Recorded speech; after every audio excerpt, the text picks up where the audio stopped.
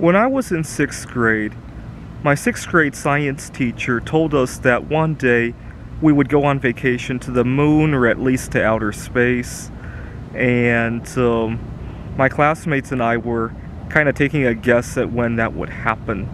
And my classmates suggested that it might happen around the year 2020.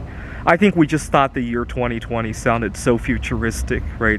It felt like it would never be here, and we would have flying cars, we would travel into outer space, and perhaps machines will take over everything. We won't have to work anymore. We could enjoy all this leisure.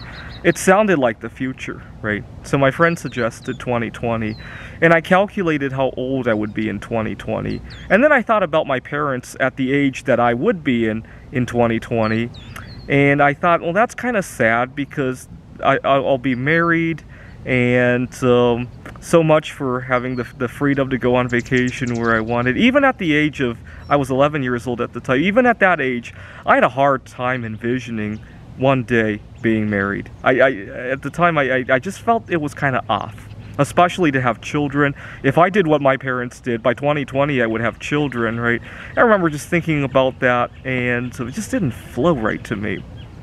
And so fast forward to the actual 2020, and well, I did kind of go on a very futuristic vacation, right? Not to the moon, but to where I belong, right? Wallace, Idaho, and now Phoenix, Arizona, and to still be able to work remotely for my job in Seattle, Washington, right? So that was very futuristic. If you had told me about that back in 1998, I might have had a hard time believing you, right?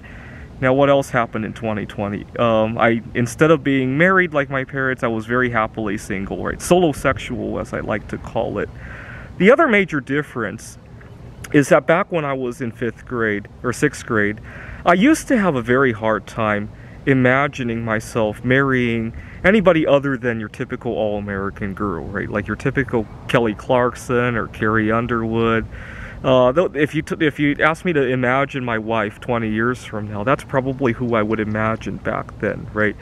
Now fast forward to the actual 2020, and I've dated several Asian Americans, I've dated a few African Americans, obviously Polish, and very recently I dated a girl from Thailand, and a few years ago I dated another girl from Mongolia as well, right?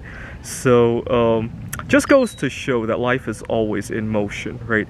What my 6th grade teacher projected and what we thought as kids, a lot of that did materialize, but we needed to change some of our perspectives in life in order to enjoy what my 6th grade teacher was projecting, right? There are a lot of great things